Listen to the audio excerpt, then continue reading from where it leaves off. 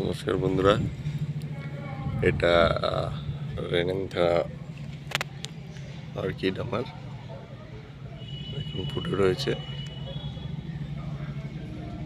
খুব সুন্দর একটি কালার, লাল এবং হলুদের স্ট্রাইপ রয়েছে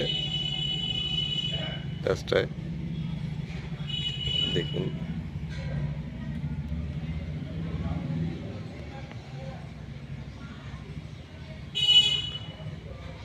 খুব ভালো ফ্লাওয়ারিং দেয়, কোনো মিডিয়া লাগে না। শুকিয়ে গেছে, অনেকদিন আগেই ফুটেছিল। রেনেনথেরা অর্কিড লাল রঙের হয়, অনেকটা স্পাইডারের মতো দেখতে।